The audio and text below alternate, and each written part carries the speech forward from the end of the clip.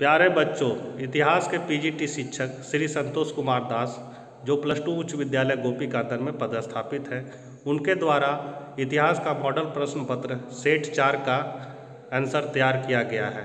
उनको बहुत बहुत धन्यवाद। यदि अपने चैनल इकोनॉमिक्स प्लस पर नए हैं तो चैनल को सब्सक्राइब करके बेल आइकन को दबाकर ऑल नोटिफिकेशन ऑन कर लें, क्योंकि जब भी मैं वीडियो डालूंगा नोटिफिकेशन सबसे पहले आपको प्राप्त होगी। तो चलिए हम लोग आज कुछ नया सीखते हैं।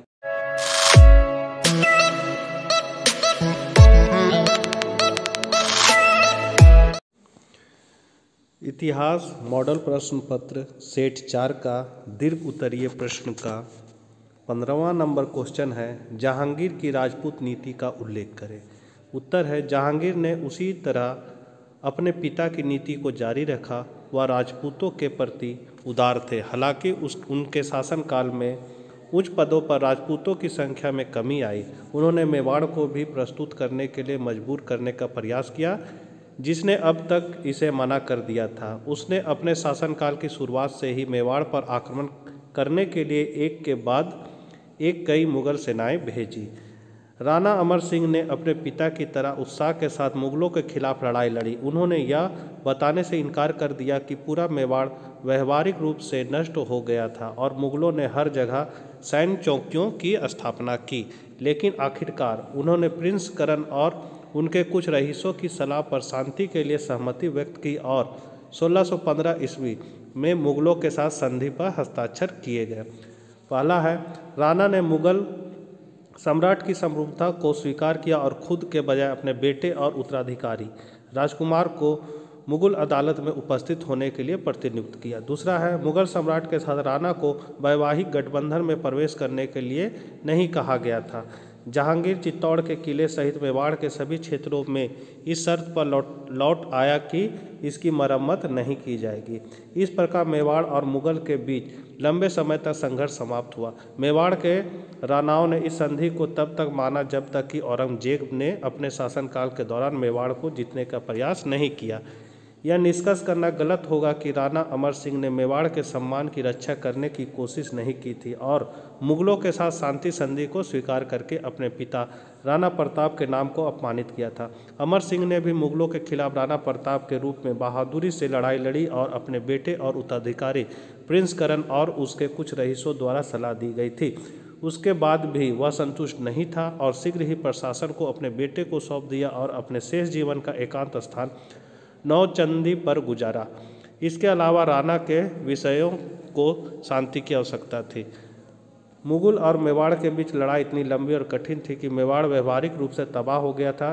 इसके पुनर्निर्माण के लिए शांति आवश्यक थी। जहांगीर ने अपनी ओर से राणा को बहुत उदार शर्त पेश की। उन्होंने किसी भी तरह से राणा को बदनाम करने की कोशिश की। इसके विपरीत उसने मेवाड़ के सभी क्षेत्रों और चित्तौड़ के किले को उसे वापस कर दिया। 16 नंबर क्वेश्चन है, रैयतवाड़ी व्यवस्था पर विस्तार से प्रकाश डालिए। तो सन 1802 में मद्रास के तत्कालीन गवर्नर टॉमस मुनरो ने रैयतवाड़ी व्यवस्था आरंभ की। यह व्यवस्था मद्रास, बम्बई एवं असम के कुछ भागों में लागू की गई। रैयतवाड़ी व्यवस्था के तहत लगभग 51% भूमि आई। इसमें रैयतों या किसानों को भूमि का मालिकाना हक प्रदान किया गया। अब किसान स्वयं कंपनी को भू राजस्व देने के लिए उत्तरदायी थे। इस व्यवस्था में भू राजस्व का निर्धारण उपज के आधार पर नहीं बल्कि भूमि की क्षेत्रफल के आधार पर किया गया। रैयतवाड़ी व्यवस्था 1792 ईस्वी में मद्रास प्रेसिडेंसी के 12 महल जिले में सर्वप्रथम लागू की गई। थॉमस मुनरो 1820 ईस्वी से 1827 ईस्वी के बीच मद्रास का गवर्नर रहा। रैयतवाड़ी व्यवस्था के प्रारंभिक प्रयोग के बाद कैप्टन मुनरो ने इसे 1820 ईस्वी में संपूर्ण मद्रास में लागू कर दिया। इसके तहत कंपनी तथा रैयतों मतलब किसानों के बीच सीधा समझौता या संबंध था। राजस्व के निर्धारण तथा लगान वसूली में किसी जमींदार या बिचौलियों की भूमिका नहीं होती थी। रैयतवाड़ी व्यवस्था में भूमि का स्वामी कैप्टन रीड तथा थॉमस मुनरो द्वारा प्रत्येक पंजीकृत किसान को भूमि का स्वामी माना गया। वह राजस्व सीधे कंपनी को देगा और उसे अपनी भूमि के अधिकार से वंचित नहीं किया जा सकता, लेकिन कर न देने की स्थिति में उसे भूमि देनी पड़ती थी। इस व्यवस्था के सैद्धांतिक पक्ष के तहत खेत की उपज का अनुमान कर उसका आधा राजस्व के रूप में जमा करना पड़ता था। रैयतवाड़ी व्यवस्था 30 वर्षों तक चली। इन वर्षों में 1820 ईस्वी के बाद यह व्यवस्था उन क्षेत्रों में लागू की गई जहां कोई भू सर्वे नहीं हुआ था।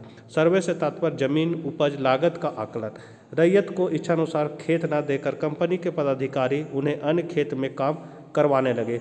भूमि कर भी बढ़ा दिया गया, जिससे कृषक वर्ग अपनी भूमि साहूकार के पास रखकर ऋण ले लेते थे और ऋणग्रस्तता के जाल में फंस जाते थे। यदि कृषक वर्ग कर नहीं दे पाते थे तो उनसे भूमि छीन ली जाती थी तथा राजस्व वसूली के लिए कंपनी के अधिकारी रैयतों पर अत्याचार करते थे। मद्रास यातना आयोग ने 1854 ईस्वी में इन अत्याचारों का विवरण दिया था। इसके पश्चात भूमि का सर्वे पुनः प्रारंभ किया गया था तथा करों में भी कमी लाई गई। यह व्यवस्था कृषकों के लिए हानिकारक सिद्ध हुई।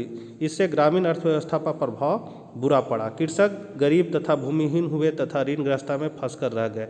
एक सर्वे के अनुसार मद्रास में कंपनी ने पाया कि 1855 ईस्वी में रैयतवाड़ी व्यवस्था के अंतर्गत 1 करोड़ 45 लाख एकड़ जमीन जोती गई और 1 करोड़ 80 लाख एकड़ जमीन पड़ती रह गई। इस प्रकार इस व्यवस्था से कृषि पर बुरा प्रभाव पड़ा। 17 नंबर क्वेश्चन है 1857 की क्रांति के स्वरूप पर प्रकाश डालिए।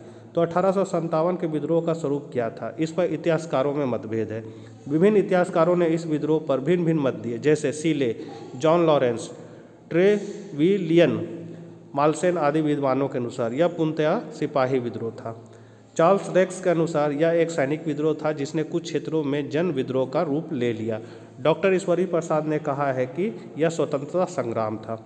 मिस्टर KRSB चौधरी ने इसे एक सामंतवादी प्रक्रिया माना, जबकि डॉक्टर रामविलास शर्मा ने इस विद्रोह को जन क्रांति कहा।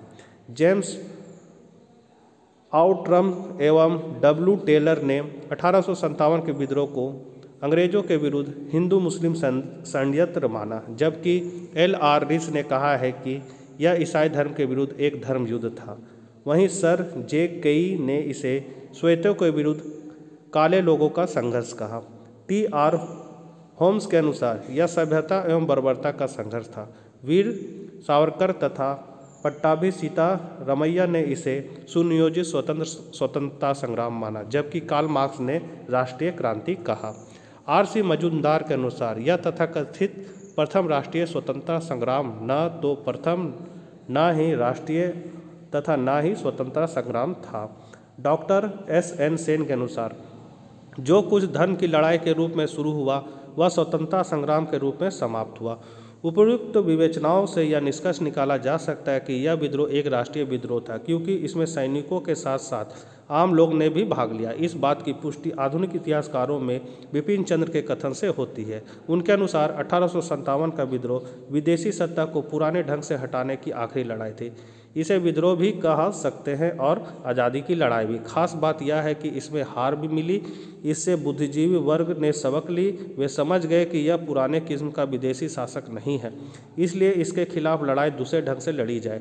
1857 के विद्रोह के बाद भारत की आज़ादी की लड़ाई में इसने बहुत योगदान दिया। विद्रोहियों की बहादुरी की गाथाएँ जनता को प्रेरित करती रही। 18 नंबर क्वेश्चन है महात्मा गांधी की लोकप्रियता के क्या कारण थे।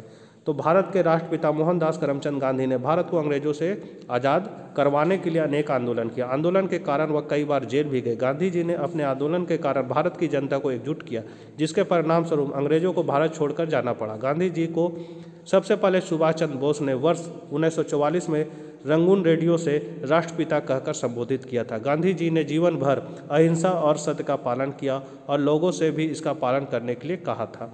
गांधी जी ने भारत को आज़ादी दिलाने के लिए कई आंदोलन किए। आइए उनके जन्मदिन के मौके पर हम उसके द्वारा किए गए कुछ ऐसे आंदोलन के बारे में जानते हैं जिनके द्वारा उन्हें भारत का राष्ट्रपिता का सम्मान मिला और उन्हें भारत को स्वतंत्रता प्राप्ति में अहम मानते हैं। तो गांधी जी के प्रमुख आंदोलन क्या है, तो कह है चंपारण आंदोलन 1917 में, खेड़ा सत्याग्रह 1918 में, अहमदाबाद मिल मजदूर आंदोलन 1918 में, घ है खिलाफत आंदोलन 1919 में, असहयोग आंदोलन 1920 में, सविनय अवज्ञा आंदोलन 1930 में और भारत छोड़ो आंदोलन 1942 में। तो बच्चों और लास्ट क्वेश्चन है भारत छोड़ो आंदोलन का वर्णन करें। तो भारत छोड़ो आंदोलन द्वितीय विश्व युद्ध के समय 8 अगस्त 1942 को आरंभ किया गया था, जिसका मकसद भारत माँ को अंग्रेजों की गुलामी से आज़ाद कराना था। यह आंदोलन देश के राष्ट्रपिता महात्मा गांधी की ओर से चलाया गया था। बापू ने इस आंदोलन की शुरुआत अखिल भारतीय कांग्रेस समिति के मुंबई अधिवेशन से की थी। गांधी और उसके समर्थकों ने स्पष्ट कर दिया था कि युद्ध के प्रयासों का समर्थन तब तक नहीं देंगे जब तक कि भारत को आज़ादी न दे दी जाए। उन्होंने स्पष्ट किया कि इस बार यह आंदोलन बंद नहीं होगा। उन्होंने सभी कांग्रेसियों और भारतीयों को अहिंसा के साथ करो या मरो के जरिए अंतिम आज़ादी के लिए अनुशासन बनाए रखने को कहा। लेकिन जैसे ही इस आंदोलन की शुरुआत हुई, 9 अगस्त 1942 को दिन निकलने से पहले ही कांग्रेस वर्किंग कमेटी के सभी सदस्य गिरफ्तार हो चुके थे और कांग्रेस को गैर कानूनी संस्था घोषित कर दिया गया था। यही नहीं, अंग्रेजों ने गांधी जी को अहमदाबाद किले में नज़रबंद कर दिया।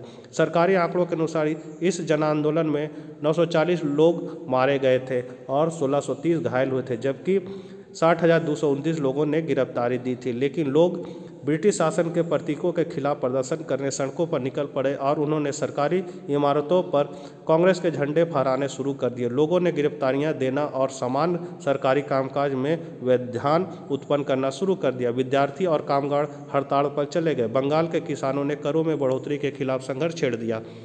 सरकारी कर्मचारियों ने भी काम करना बंद कर दिया। यह एक ऐतिहासिक क्षण था। भारत छोड़ो आंदोलन के दौरान श्री डॉक्टर राम मनोहर लोहिया, जयप्रकाश नारायण और अरुणा आसफ अली जैसे नेता उभर कर सामने आए। भारत छोड़ो आंदोलन को अपने उद्देश्य में आंशिक सफलता ही मिली थी, लेकिन इस आंदोलन ने 1943 के अंत तक भारत को संगठित कर दिया। युद्ध के अंत में ब्रिटिश सरकार ने संकेत दे दिया था कि सत्ता का हस्तांतरण कर उसे भारतीयों के हाथ में सौंप दिया जाएगा।